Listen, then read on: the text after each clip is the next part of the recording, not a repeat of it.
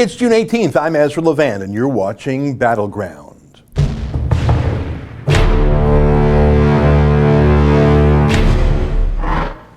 Well, hello, my friends. I'm Ezra Levant. Every weekday at 12 noon Eastern Time, we have a 1-hour super chat. That's a fancy word YouTube gives to a live chat where you can give me instant feedback on the right-hand side of the screen. 62 people are watching already and dozens of comments so far. I have a little bit of news today from Tommy Robinson. His family had a meeting with him on the weekend, and I received an update from Tommy's wife, and I'm going to keep most of it confidential, but there was one line there that I'm absolutely certain Tommy would like to be made public because it relates to the public support he's received. And I want to just quickly read that note to me.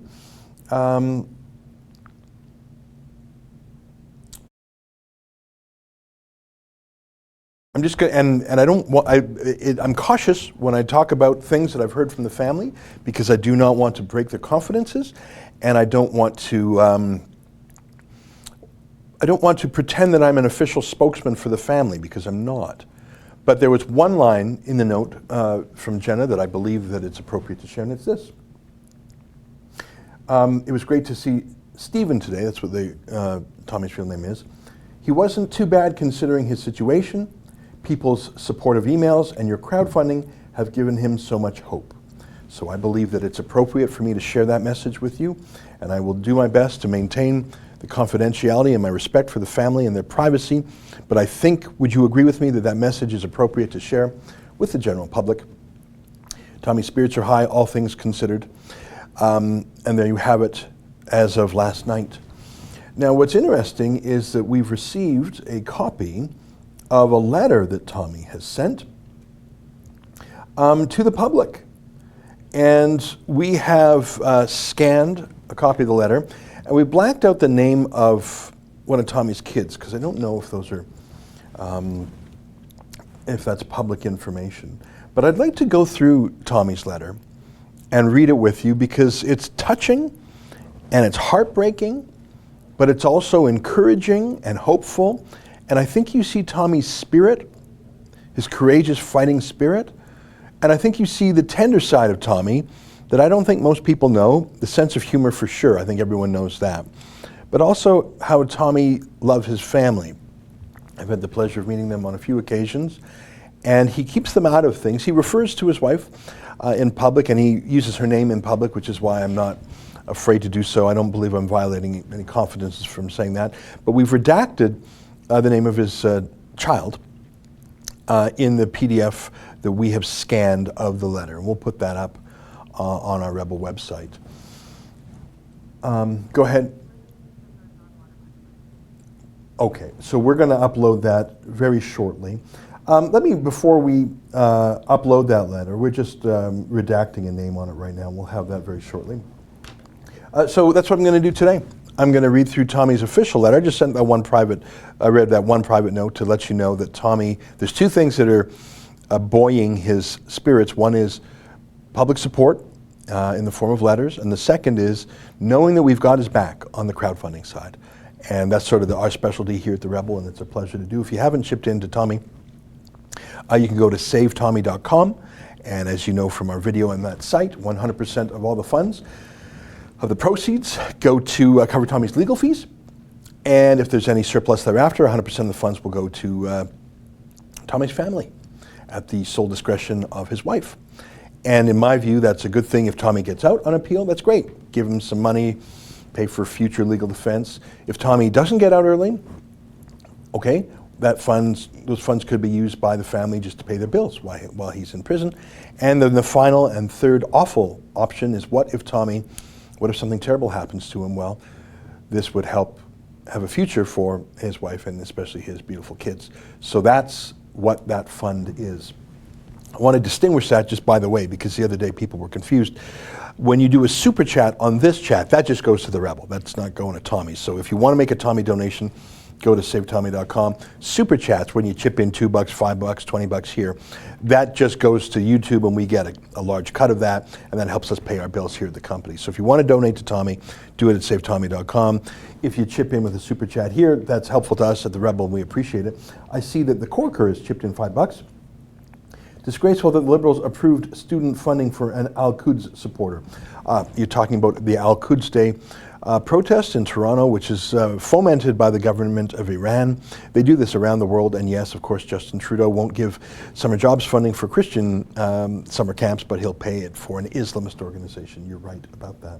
Okay, if you I'll read a few regular chat comments, and then we'll get into the letter. Kevin Maiko says nothing terrible is going to happen to Tommy. Well, I hope you're right, but you can't say that with any certainty. Fact number one, Tommy has been attacked in prison before by Muslim extremists. Fact number two, Tommy has been attacked outside of prison on the street. So, of course, I hope what you're saying is true, but I know historically it's not. Stefano Fava, free Tommy. I agree with you. Tommy, if he's going to be freed, will have to be freed by a legal process, that is a legal appeal. Protests outside the prison or downtown in London, I think, are great because they show political support. But as you know, with the rule of law in the United Kingdom, a protest is not legally sufficient to get someone busted out of jail. It has to be a legal appeal, and hopefully that will happen this week. I see another super chat from Mr. Ghost. How close are we to covering Tommy's legal cost? Thank you for supporting our modern-day Robin Hood hero who dares to be brave. I really think that is a good analogy, Robin Hood, except for Robin Hood was more about financial matters and taxation, right? Rob from the rich, give to the poor. Tommy, you know, I've actually never heard him talk about financial matters ever. I don't even know if he's right-wing financially. My observation is that most of Tommy's supporters would probably historically be Labour voters who were a little bit socialist on the economic stuff. Tommy is about national identity, culture, pride, and most acutely about protecting young British girls from Muslim rape kings. And he was also infuriated by the Lee Rigby situation, where a British officer on the street literally was literally murdered on the street by a Muslim extremist. Let me see, there's another super chat. Big fan. Has anyone in the Canadian government spoken out about this? I'm sorry, I laughed out loud there. Yeah, the Canadian government would have put Tommy in jail a long time ago. The Canadian government is just as bad as the UK government, and we, in many ways, have a more long-standing speech code series of laws, the Human Rights Commissions, etc. Okay. We're ready with the letter, and where can people find the letter, Hannah? Okay, we'll put the letter up right now on the screen, and I'll read through it. Okay, so let's start. This is a letter from Tommy Robinson.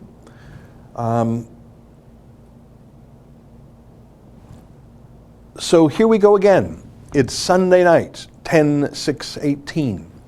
The news of the amazing scenes yesterday in London are just filtering their way to me. But before I start on the positives of yesterday's demonstration, let me first start with some negatives. Let me share with you part of my wife's letter I received yesterday. So this is quoting his wife's letter now. School rang me today, though before I went to work, and said my child was really upset at school. To be honest, he isn't managing that well. He cries at every opportunity there is. His mate, Sam, said to him, I'm doing a 5K run with my dad. And my child said, well, I can't do it with my dad, and ran off crying. He cries himself to sleep, sleeps with your pillow, and asks me 50 times a day, what day is dad coming home? I can't even give him a rough date yet because you haven't been given any.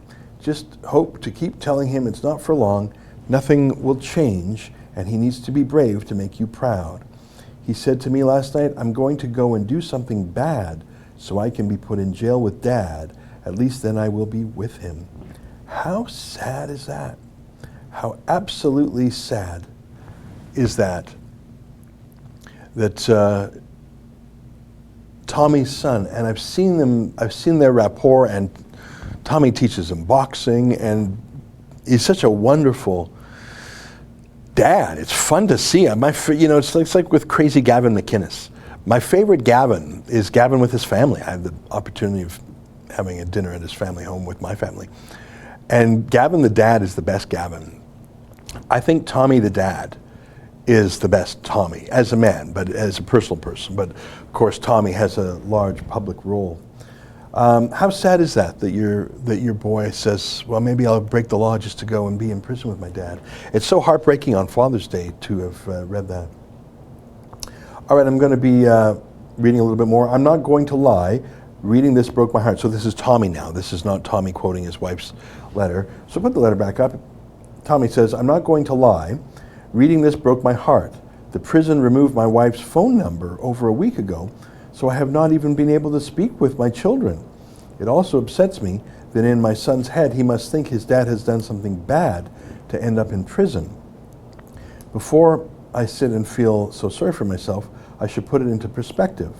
I'm away from my family for a short duration. Members of our armed forces children must go through this all the time, which is why I admire the sacrifices they make, past and present.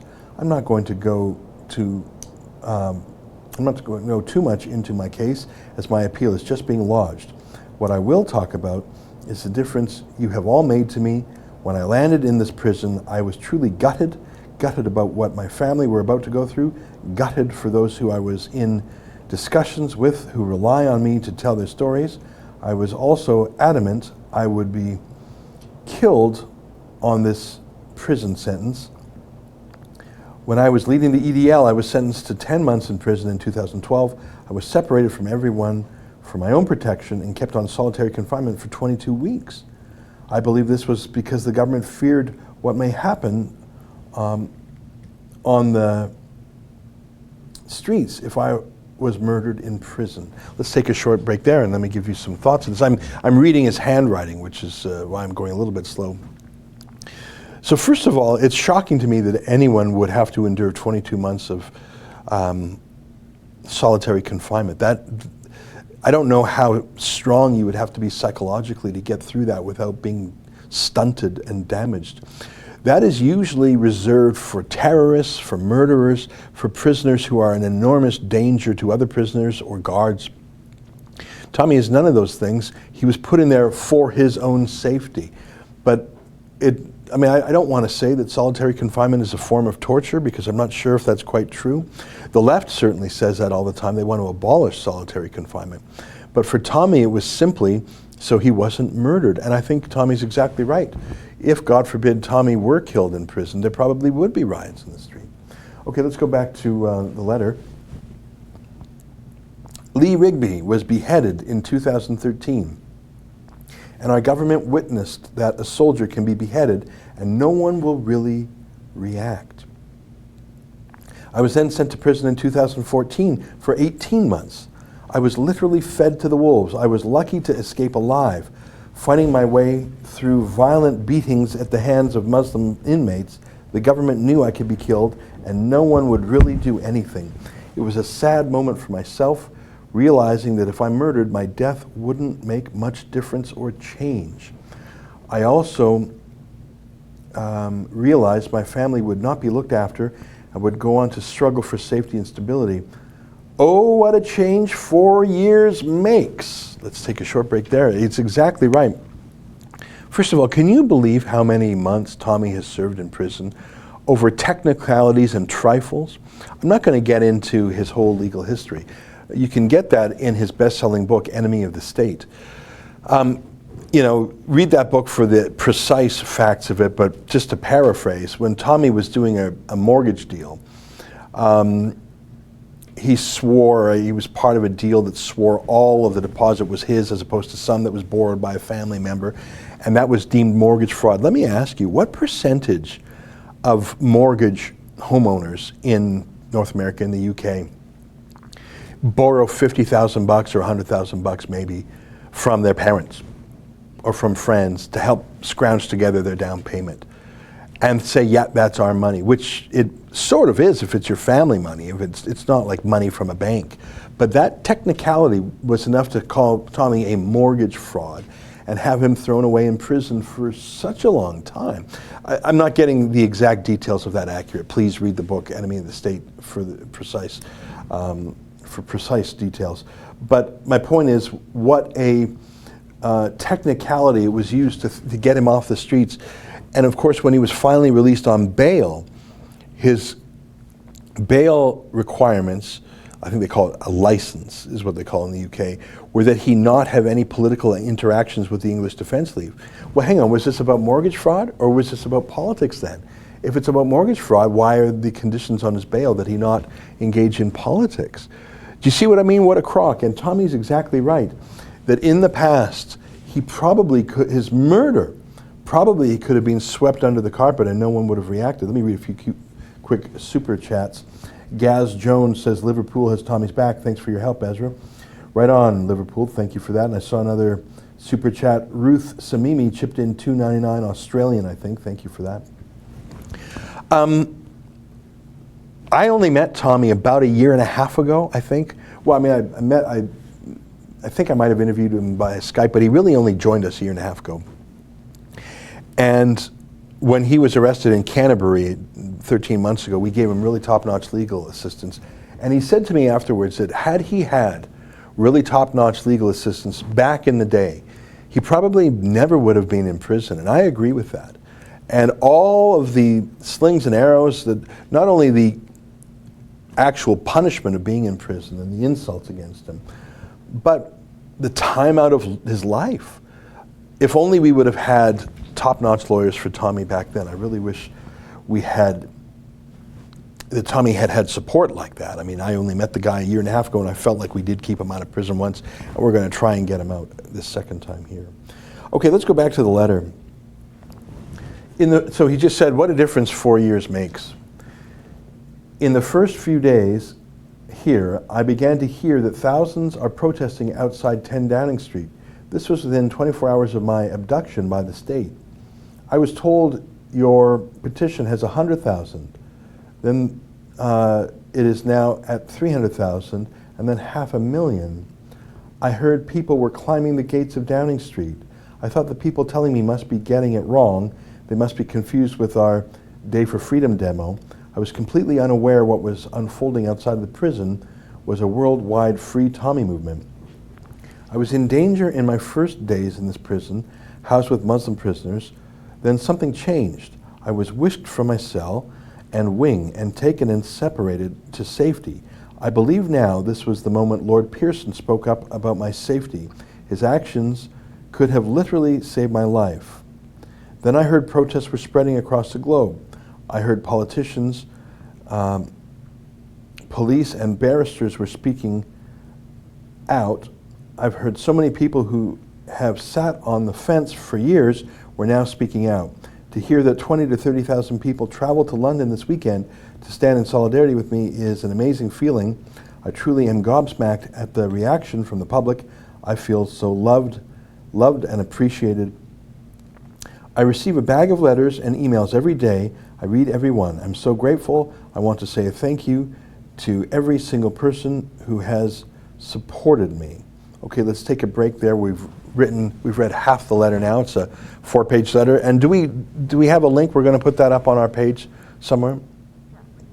Okay, is the link underneath the video, Hannah? Yeah, okay. So if you want to read the letter in full, you can see the link underneath the video. It's true, so many people who were shy about supporting Tommy, I think Tommy's reputation has increased in the last couple of years, and the crisis has gotten worse, and the particular facts of Tommy's arrest are so egregious that indeed people did come off the fence. Not everyone, and I'm not going to name names, because there are some people who I hope will yet come off the fence and support Tommy, Nigel Farage. But until that happens, we just have to encourage them. Tommy is not just about Tommy. Tommy is about the rule of law, freedom of the press, and the ability of Brits, and indeed many around the world, to speak candidly about things like Muslim rape gangs and open borders immigration. Even if you have a personal quarrel with Tommy, I think it behooves us all to support his freedom, for Tommy is the precedent that will be applied to the rest of us.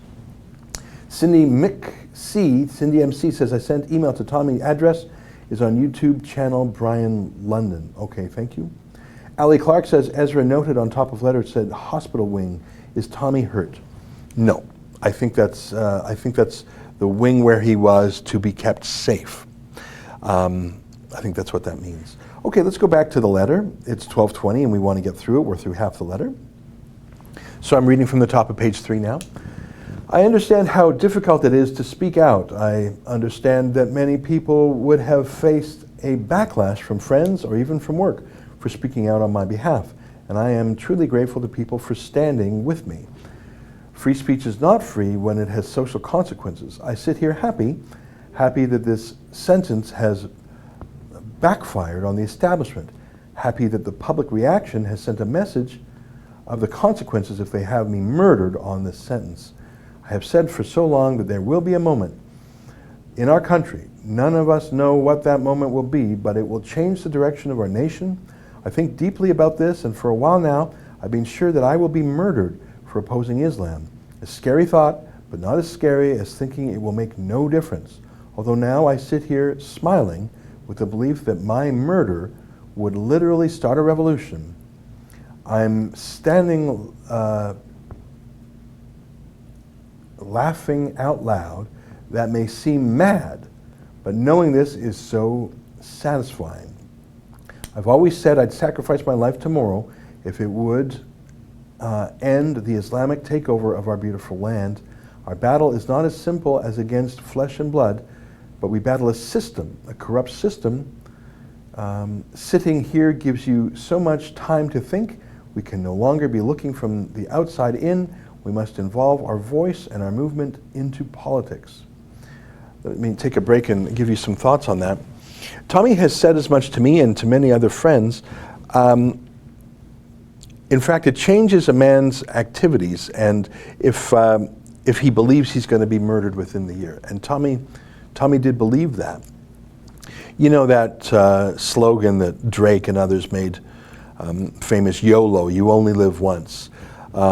There's different ways to interpret that slogan. It's in, go wild, man, you only go around once. Lonely Island did a parody video which said, be careful, you only live once, be careful.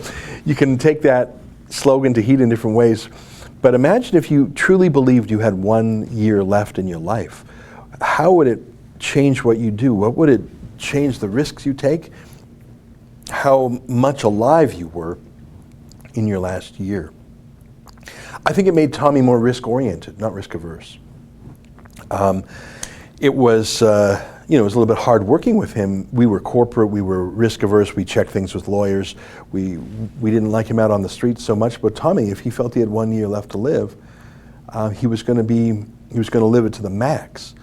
And I think he thinks about death a lot, but not a foolish death, not a death he wishes, but just one that he's been lucky to avoid so far.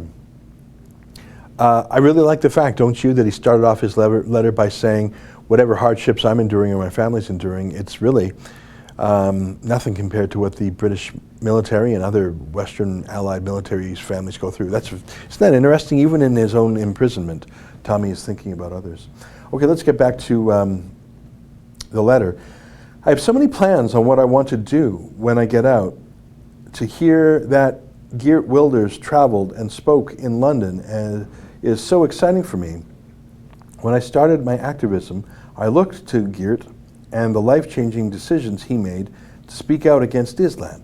He has been an inspiration to me. I can list all the people I need to thank. I can't list all the people I need to thank. There are so many, but I know Alex Jones at InfoWars would be leading the shout for my freedom.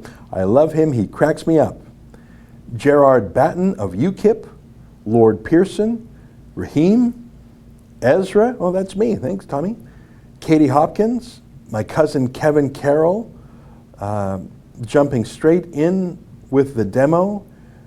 I think that says Danny or Davey for organizing it, Donald Trump Jr. for tweeting, haha, I'd have done 6 months just for that recognition. The list could go on and on. I'll do my proper thank yous upon my release. Let's stop for a second there. We're at the top of the 4th page. Isn't Tommy funny? That cracked me up when he said, I would have done 6 months in prison just for that Donald Trump Jr. tweet. That made me laugh very hard when I read that. Here, I think I missed a super chat. Mark Willett says, Nigel Farage is a wet blanket. I am a super fan of Nigel Farage, if it's not clear. Nigel Farage will forever be out of debt by Brits for championing Brexit and taking it from a fringe fantasy to a referendum success. And I think he's already achieved entry to the pantheon of the greats. I think he's been very wary of Tommy because he doesn't want to be called far right, racist, whatever, and it's an unfair appellation for Tommy, but who said the world is fair? And I know that Nigel Farage has been keeping an arm's length from Tommy, and in fact UKIP itself did until Gerard Batten and Lord Pearson. And others who either say, well, there's enough people there so I can be courageous because there's enough numbers of supporters, or they say, look, this is serious enough, I have to stand up for Tommy even if I have some reservations. I hope that Nigel Farage makes the final conversion to a Tommy supporter. Again, you don't have to be a Tommy fan. You don't have to be a fan. You can stand up for someone even if you have some disagreements with them, if there's a larger point of principle, which I believe there is. Okay, I think we're on the last page of the letter, right? Let's finish up the letter. One person I have to thank, my wife. When I finally got through to her on the phone from prison, I asked her, have you had enough yet? Haha, I've not been a great husband, but she has been a perfect wife and an amazing mother. I simply couldn't get through any of this without my family. So Jenna, if you are reading this letter online, then know I love you and I miss you. My mates will ruin me for this sappy shite, haha. Lots of people say I give them hope, but I want you all to know that your reaction, whether I be supporting my family, paying for legal costs, or even just sharing videos or tweets, you have all given me hope and an absolutely priceless feeling. Please excuse my handwriting, but my hand is killing me. I'm using my time to put pen to paper and detail out my next book. Oh, I was already working on it before this sentence. I didn't know that. Working title, The Battle for Britain. That's great. Basically bringing enemy of the state up to date and also looking into the future. So I'd like to thank Her Majesty for giving me the time alone on my own to work on it, knowing that there are more plans for demonstrations until my release is great. It's great to know that I've not been forgotten and that their attempts to silence me won't work. It's now Monday evening and I've just watched Love Island. Haha, my wife's number was put back on the system, so I have spoke with my children today, so I'm less stressed and more relaxed. My children will come to visit me in the near future. Thank you all for the support. It's your something and reaction that will keep me safe. Please know how inspired and grateful I am. I'm hoping Lord Pearson and Gerard Batten will also be visiting me here. And lads, if you are reading this, ask Geert to pop into Her Majesty's Prison Hull with you. My appeals have gone in, appeal sentence, appeal conviction, and bail application. Oh yeah. Thank you, Pauline Hanson. Thank you, AFD, for the offer of asylum. Okay, just take a break here. Pauline Hanson, for those of you who might not know, she is the leader of a political party in Australia called One Nation. And AFD is a party in Germany. It stands for Alternative für Deutschland, or Alternative for Germany. And they are sort of like the UKIP party of their respective countries, Australia and Germany. And I think an AFD politician mentioned something about getting political asylum for Tommy, and maybe Pauline Hanson said the same. I didn't watch that. Let me take a quick look. I think I missed some super chats. The Corker, $10, says this past weekend CBC News Network spent hours giving negative Trump coverage to his immigration policies. Funny that CBC didn't have any coverage to the illegal immigration happening in Canada. Well, the CBC is the worst. They're a state broadcaster in every sense of the term. Yeah, so they're just being directed by Justin Trudeau to engage in anti-Trump mania, which frankly they would have done without his instruction. I'm quite sure they don't have a single word online about Tommy Robinson. I could check that to be completely sure. Just a confirmation, you can read the full letter from Tommy Robinson. I see that now underneath the video screen if you want to see it for yourself. We're the last couple of paragraphs of that. Do we have an ad for today? Because once I'm done the letter, I'm going to call for an ad. Okay, great. So let me read the last of this. The establishment thought, I'm reading the last paragraphs of Tommy's letter. The establishment thought this would close the book. Instead, the public have just turned the page to continue the next chapter. I love and thank you all. Mom and Dad, sorry about the stress I give you. Haha. Thank you to the free world. And then he writes under the bottom, it's Tuesday, I'm being moved prison so my kids won't see me this weekend. And then that's the last of it. So that's the full letter that was released. I don't know the exact provenance of this letter. I don't know exactly how it made its way to the public. I've seen it several places. The version we had, I've redacted the name of Tommy's kid because I don't know if, I mean, obviously Tommy wrote it himself, but I don't know if that's public information. What do you think of that letter? What do you think of the letter? Let me tell you a few of my quick reactions, and then we're going to take a very short break. My first reaction is that Tommy's a great writer, isn't he? He's a very clear thinker. You have to be a clear thinker to be a clear writer. Second of all, he's got a sense of humor to him. I mean, everyone knows that. But I don't know if I'd be in such good humor if I were in prison, separated from my family, not even being able to see my kids at the time he wrote this. I don't think he saw his kids until yesterday, frankly. Can you imagine? That's 23 days. And Tommy once told me about what rumors are like in prison and how they go crazy and insane and people have agendas. So for him to get a pretty fair read of the world outside, I think he's in high spirits, and I guess he's done this before, but I can't believe it gets any easier. Of course, this was right before he was transferred out of the prison in Hull to another prison. So they're still playing games with him, but I do think it's clear that Lord Pearson's intervention has helped. We're going to take a very short break. Let me play for you a promo of John Cardillo's show from tonight, and I'll be back in about 30 seconds. Stay with us. Today on Off the Cuff Declassified, the battle rages over separating illegal alien children from their parents at the border. We'll discuss. Political analyst Ned Ryan joins me to discuss the latest on the Mueller probe, immigration, and Congress's war with the DOJ. A mass shooting in New Jersey that you didn't hear about, and the New Jersey governor's ludicrous response. And new privacy concerns over how police are using driver license photos. We'll talk all about it.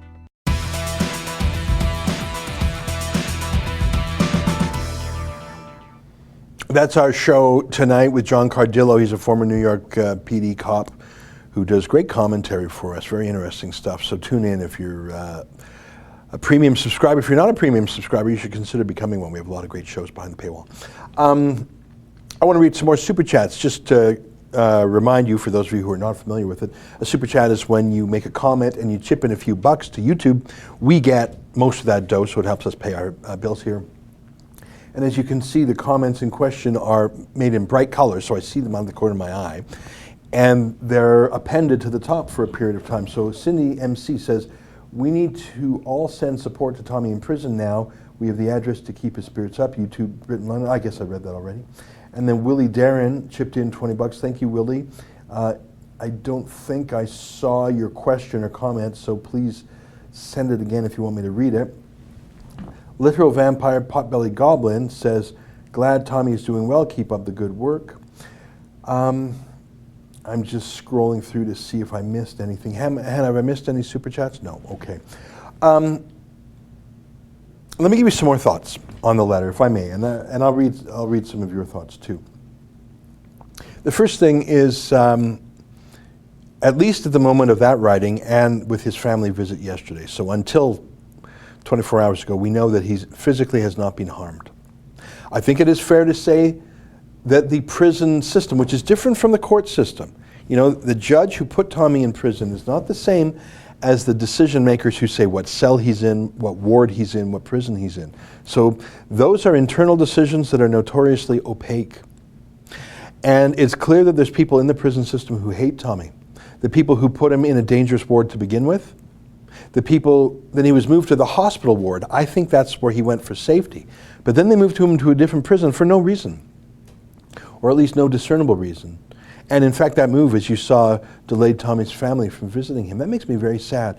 The saddest part of that letter, and I've read it 3-4 times now, is that Tommy's kids say, well, gee, maybe I should do something bad to go to prison to be with my dad. And when I read that on Father's Day, that made me so sad. That's tough, eh? Tommy really tries to shield his family from the politics, but you can't, especially when they get to a certain age.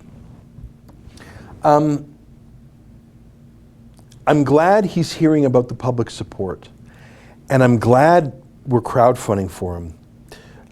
And I read you that little note from Jenna earlier. I guess I didn't need it to read it to you because Tommy made the same points in his public letter. But the fact that the crowdfunding is happening not just for his legal bills, but that all the surplus is going to his family, I think that's got to be important to a man. You heard him say how important his wife and kids are to him. Obviously, it goes without saying, but the fact that Tommy emphasized it shows that that's deeply on his mind. So our crowdfunding is, I believe, well, I know that Tommy has said, it's one of the things that's helped him keep his spirits high, and I'm very grateful to you for chipping in. I am in constant touch with the family, by email at least, and also by telephone occasionally. I don't want to bug them on the phone that much, but I'm in constant touch with them, giving them updates and checking things with them, checking decisions with them. I'm trying to strike the balance between pestering them too much, but also I want to make sure that I'm properly reflecting their wishes. It's a difficult thing because I'm not the boss. When we helped Tommy 13 months ago, I was the boss. I didn't need to check with anybody. I'm not the boss now. David Lincoln chipped in $5. Tommy shows that a sense of humor is necessary in taking on the globalists. Absolutely. I've known a few friends who've gone to jail, all of whom went to jail for fairly political purposes, and I admire their courage for keeping their sense of humor, because I don't know if I would do as well as my various friends have done. Tommy's one of them, and Conrad Black is another one who kept his sense of humor after a clearly political prosecution. It's amazing to me that he did as well as he did. Tommy's done this before, but I can't imagine what it's like being in solitary confinement. All right, I'm going to read some. It's 12:37. We got some time. If you want to make some comments, put them in a super chat. If you want me to see them for sure. Otherwise, I'm just going to pick some random comments. Lenny Harry says, well, we'll also maybe wake up some people watching the football too. We can only hope. Yeah, well, I mean, Tommy was big into football, or as we say on this side of the Atlantic, soccer. Annie Franks. But that letter was on the 10th of June before Sajid Javid had moved him. Yes, that's right. That's right. But I can confirm that his family met him yesterday, and that little excerpt I read from Jenna's letter to me was sent last night. So I'm not going to divulge most of the letter. I just read that one sentence where Tommy said, thanks for the emails and thanks for the crowdfunding. So as of last night, he's fine. Universal Peace says, fake ISIS attacks are covered by nodisinfo.com. They were banned by YouTube. Okay, that's a little bit off point for the message thread. Hugh James, UKIP is the only party in Britain that is common sense. I like UKIP a lot, and they've achieved a lot, but this week, Hannah, are we interviewing Anne-Marie Waters this week? We're interviewing Anne-Marie Waters this week. She's the leader of a new party called For Britain. In the East Lewisham by-election, if I'm pronouncing that right, I think UKIP got like 1.7% and For Britain got like 1.2%. So they're both small parties, and I think there has to be a unification on the right in the UK for them to make a difference. Frank Ewing chips in $10 and says, all this money should go to the security of Tommy's wife and kids. They are the targets now. Well, Frank, the terms of the Save Tommy crowdfund are clear, and they will not change. All of the money raised will go to cover the legal fees. If there is a surplus, that money will go to a fund for the family that will be directed by Jenna, Tommy's wife. So those are the terms, and they will not change. So I guess what I'm saying is I agree with you, but only once the lawyers are paid. Fenny Yap, I can't decide whether to join For Britain or UKIP. Well, I've heard that from a number of people. I think there is a policy difference. For Britain is much more focused on Islam. UKIP has been wary of that in the past. It's now part of their theme. I don't know if the two can be reconciled, because UKIP is about more than just Islam, much more. Whereas for Britain, and I'll put the question to Anne-Marie Waters when I talk to her this week. Fast Heinz 039 says freedom from your stupid religion. Well, even being able to say the phrase stupid religion, I don't even know which religion you're referring to. That is part of freedom of speech, and that is a form of freedom of religion, to criticize religion. And unfortunately in the UK and in Canada and elsewhere, criticizing Islam seems to be the one form of religious critique that's no longer allowed. Tammy Putinsk Zanbelt says, taking over the streets to pray is illegal. Mohammedans know this, do it anyway in France. Well, not just in France. I saw an image over the weekend of 140,000 people in a public park, I think in Birmingham or Liverpool, praying for the end of Ramadan. 140,000. But what was most interesting, was pointed out by the tweet that I retweeted, is there wasn't one woman in the crowd. That's a transformation in the United Kingdom.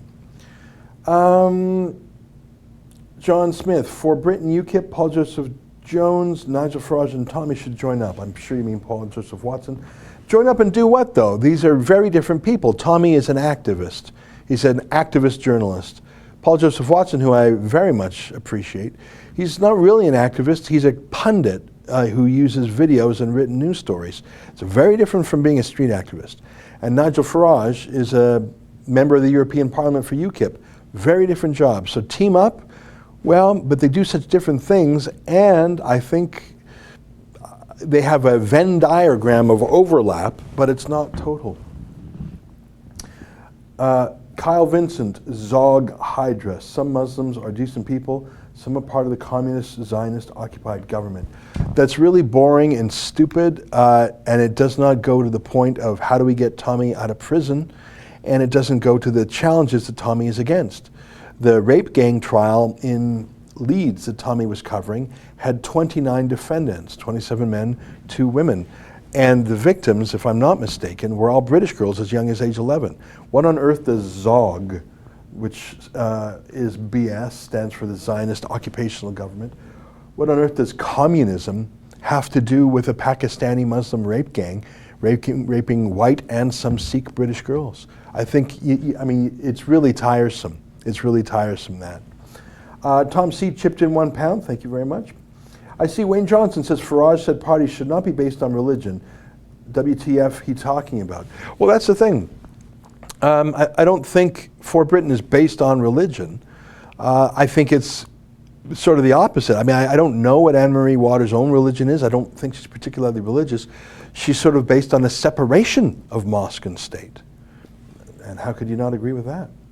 Andrew Sr. says, hey Ezra, do you think the persecution that Tommy has received over the years might calm down after all this? Have they underestimated his support? Tommy's letter is very thoughtful on that, don't you think? He says Lee Rigby was murdered, and I mean, Tommy did a video for us on the subject. I think Tommy did that for us. On the local council or whatever won't even allow a memorial for Lee Rigby on the spot he was murdered. So if you won't even allow a memorial because it would offend people, I think Tommy went there and talked to. Was that Tommy who did that? Tommy, find it on our. Can you find the link to that? In fact, it's 12:43. Can we play some of that? So if Tommy went to the memorial for Lee Rigby, and there was no memorial because the local council said we don't want to upset people, if that's what you do for a British soldier being murdered on the street, literally his head being sawn off with a machete by a jihadist, then they'll abide anything. And Tommy's exactly right. They want him murdered on the inside. I think there would be riots in the streets if that happened. I don't want riots in the streets, but I think that would happen. Tommy is of the size where, I mean, if you see the rallies right now where he's just in jail, imagine the size of them if, God forbid, something bad were to happen to him. That would be awful, but that is one of the reasons we're doing the crowdfund, because that what if is a real possibility. It is a non-zero chance that Tommy will be murdered in prison, and a non-zero chance that he'll be murdered even if he's out of prison. There's a non-zero chance that police or prison authorities would be happy that that happened. Certainly some people in the British penal penitentiary system would like that. The media would be gleeful. I put it to you, most journalists would like to see Tommy Robinson dead. Most British journalists. Yeah, most. Absolutely. I think you can count on one hand's fingers the number of journalists in the UK who are at all even give Tommy a fair shake, let alone support him. I mean, really, you got a couple of folks at Breitbart, you got Douglas Murray, you got James Dellingpole. Have I listed them all? Almost? I think so.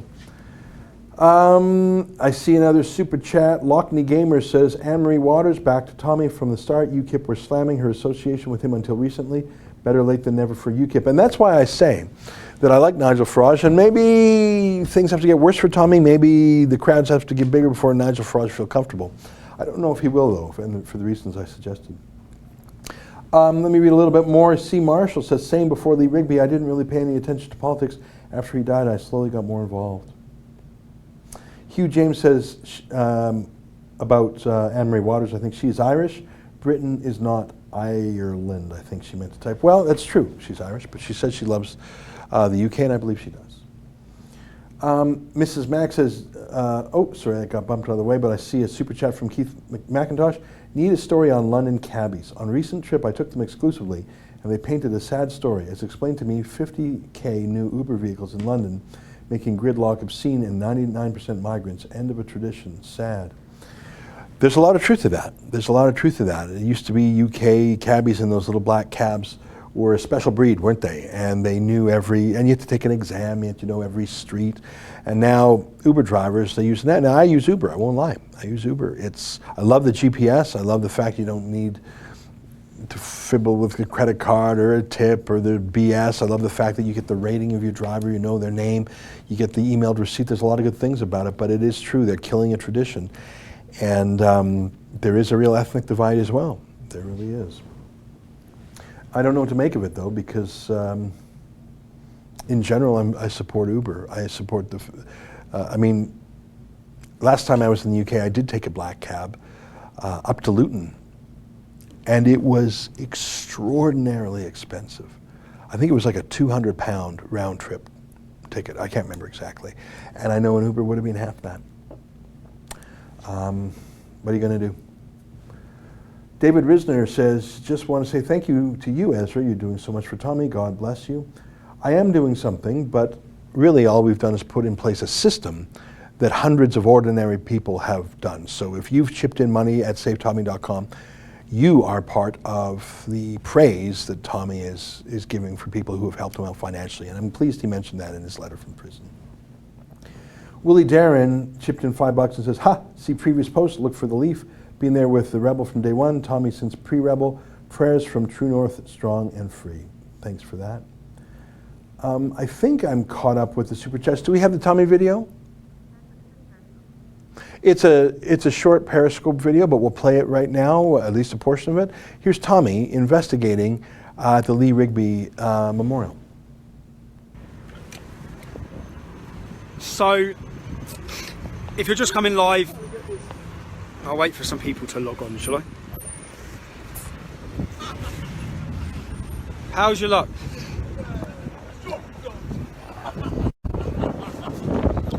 We are in Woolwich. Why are we in Woolwich? We're at the destination and the point that Lee Rigby was horrifically and brutally murdered. The reason for that is that yesterday, the day before, Woolwich Council come and they removed any symbols or any remembrance things that people had left for Lee Rigby. Why are people leaving things here? This all could be solved if Woolwich Council put a permanent memorial to Lee Rigby at the destination that he was butchered and murdered. Similar to the Stephen Lawrence Memorial, where Stephen Lawrence was killed. They took a paving stone up like this. They put Stephen Lawrence's name in it, and rightly so, okay? Now what you've seen put up in the last day, since they removed it, you've got people putting Union Jacks and flags. Now we've Because what I think this is about, it's about Woolwich Council who want to remove any history of Lee Rigby's name in this area. So we've just put this, and we'll continue to put this until they get a memorial for Lee Rigby at the destination museum. We've just put this up. Right, Kev? Oh, sorry, mate. Let me know if I'm in your way.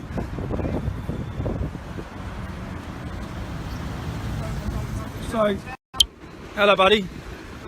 Are you local, are you? Yeah. Oh, Tommy! Oh, how you doing? You alright? Oh, good God, I got you on Facebook. How you doing, mate? You alright? I'm alright, yeah. Are you local to this area? Well, I'm the admin team for it. Tommy couldn't find anyone who was opposed to a proper memorial. Tommy did a show on the subject too, but I don't propose to show you a clip from that because he was in studio talking about it. That showed he was right there. Yeah, what's the point? Why do we show that? Because if they're not willing to even have a plaque marking where Lee Rigby was murdered, the government thinks they can just throw Lee Rigby down the memory hole. Do you remember that word? That's a weird word, isn't it? It's a word from the book 1984 by George Orwell. The hero of that book, it's been a few years since I've read it, I should read it again. The hero of the book, his name is Winston. No surprise. Orwell wasn't subtle about that. So Winston's job, I'm going from memory here, he worked in the Ministry of Truth, which of course was the propaganda ministry. And do you remember what his job was?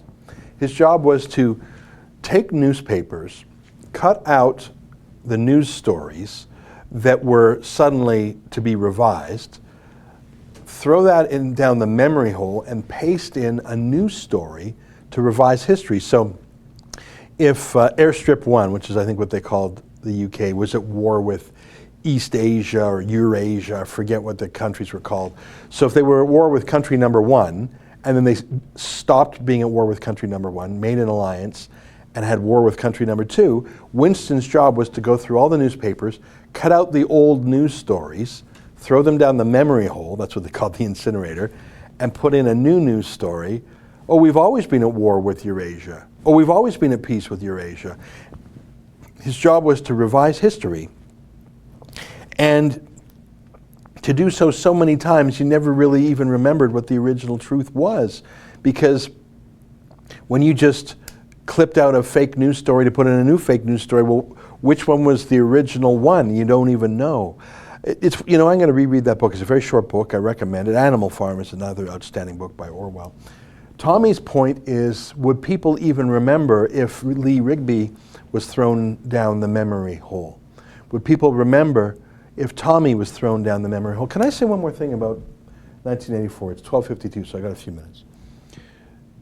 It's a terrifying book. It's the archetypical book about authoritarianism.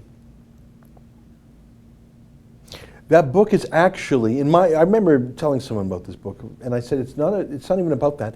It's mainly, I said, about Newspeak. And you know what? I think that there's something to it. Newspeak was the language that they invented in 1984 to replace regular English. And the purpose of Newspeak was to focus, and narrow the bandwidth for what you were allowed to think. Because if there was no word for freedom, let's say, then you couldn't articulate a feeling or a value or a principle. And the idea of Newspeak was, how many words are there in the English language? Do you think there's 40,000 words that anyone really uses? Probably the average person uses only 10,000 words most of the time, 20,000 words if they're a bit of a show-off maybe. So how many words are there in English? I mean, if you use obscure words, let's say 40,000 words. The idea of Newspeak was to get that down to maybe 2,000 words. And just to use lots of like double plus ungood. So you would just have good, and you wouldn't have the word bad, you would have good, and then ungood. And then if something was super ungood, it would be double ungood. And then the worst thing would be double plus ungood. You see what I mean? So you just have one word, good, and it's either good or not. And good and ungood and double ungood and double plus ungood. You see what I mean? Just get the language down to almost nothing. And there was this one passage in 1984, I'm going from memory, maybe it's been 10 years since I've read it, where the discussion of this was that you could not even say things like "we, the people, hold these truths to be self-evident. One people, united under God." I'm just going, I'm sort of misquoting there, but something like the American Declaration of Independence or the American Constitution or any document of freedom, hell, Braveheart and some of his. You couldn't say those. You wouldn't have the vocabulary. So the idea of newspeak was to homogenize and regulate all our words. Well, can you tell me if there's any difference between newspeak, as Orwell described it, versus how Facebook, YouTube, Google, Twitter are narrowing the bandwidth for what you can say and what you can't say, and they're being enforced by social media titans and by the police 900 hate speech cops in the metropolitan London area? Would you agree with me that so many aspects of 1984 have come true, including, I think, the central story of the central subtext, which is the destruction of the freedom of language? I got to read that book again. It's 12:55. We got 5 more minutes. Let me read some more comments. Lauren Southern spelled the masculine way. Danny, but they will rewrite the truth in that way. Well, that's why they're trying to crack down on alternative media, because that's where people have fled, whether it's Brexit, Donald Trump, or in Ontario, Doug Ford. People just are turning off the state broadcasters and the corporate media. That's why the censorship has moved from the state. Well, it's still there with the state, but it has spread into social media. John MS asks, London is the original shithole. I know a lot of Londoners who would agree. Obviously, it's still one of the world's most amazing cities, but it is allowing itself to be undone in many ways. I saw a meme the other day. Sadiq Khan says terrorism is just part and parcel of life in a big city. Remember he said that? Part and parcel of a big city. And then the other panel in the meme was Tokyo, Japan. I don't think they've had a terrorist incident there since that crazy subway attacker, that cult leader whose name I can't remember. It's been like 30 years. Have they had a terrorist incident since that one kooky cult member like 30 years ago? It's not part and parcel of life in Tokyo, is it? Mango Tango, Tommy is a hero. End of the line, Joel. Thanks for the live stream, Ezra. You're welcome. VM Parliament. Ezra, is there a way that Liberals can force a carbon tax in Ontario? Well, they will try to do so, and just the same way they're going to try and force it on Saskatchewan. It looks to me like Doug Ford in Ontario, Scott Moe in Saskatchewan, and next year Jason Kenney in Alberta will take the other side of that legal argument. I'm sure it will go to court. And I hope the provinces win. I don't know the answer in advance, but I'm glad they're fighting. Caraldo24 says, Farley Mob, we need more popcorn. Fluorescent says, Sadiq Khan is a slim ball, corrupt official. I don't know if he's corrupt, but I know he's ideologically contrary to British traditions. And of course, before he was mayor, he was a lawyer for accused terrorists or their associates. J.A. says, yes, brother, double plus good. Yeah, you see what I mean? I mean, sometimes people are show-offs with language. I sometimes use big words just because I used the word defenestration the other day to talk about Patrick Brown. It's a beautiful word. It comes from the word for window. You know what window is in French? Fenêtre.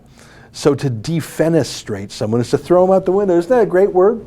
Patrick Brown was defenestrated, thrown out the window. See, well, you know a word like that. How are you not going to use it?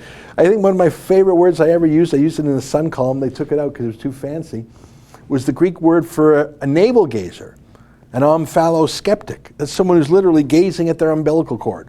Okay, that's too ridiculous a word to use. But besides just showing off and as mind exercises and stretches, there's a reason there are tens of thousands of words in the English language. There's a reason why Shakespeare had to create so many words, had to coin them. Is because the human mind, the human imagination, the human experience, the human heart has so many different thoughts and feelings and emotions and desires and ideas, and life is so full of things that you need to describe them as they are. Whereas newspeak is, no, that is dangerous. You've had too much to think, sir. So we have to restrict you to these 1,000 words. And you can't speak outside of those limits. And that's what they're doing on key subjects like radicalism. They're doing it on other subjects too. Transgenderism. There's no faster way to get banned on Twitter than to say the word tranny. That's just the word. That's just how it is. We got 1 minute left. I'll read one more comment. Oh, I think I missed some super chats. Let me read them quickly. Andrew Sr. says, "Come on, England!" There you go. Capa de Sao says, the average English vocabulary is about 22,000 words. Yeah, that sounds about right to me. And and there are some people, we all know them, who love using fancy words, and sometimes they don't even use them right. I probably plead guilty to that bit myself. That's not the point.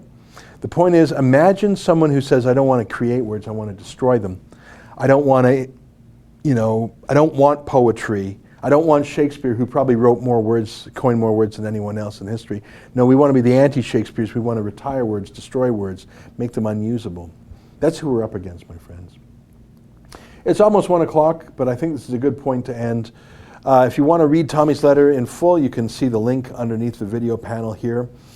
And it made me feel good that Tommy, in his letter of a week or so ago, and in his private note that the missus sent to me last night, said the two things that are keeping his spirits high, besides his family, of course, was the public shows of support, including emails, and the crowdfunding. I didn't realize it was so important to his spirits, but he thinks about his family. And I feel great that we've got his family, we're supporting them while Tommy is out of action. Hopefully he'll be back in the action soon. I see by the clock on my computer it's 1 p.m. On behalf of all of us here at Rebel World Headquarters, to you around the world, goodbye. Keep fighting for freedom.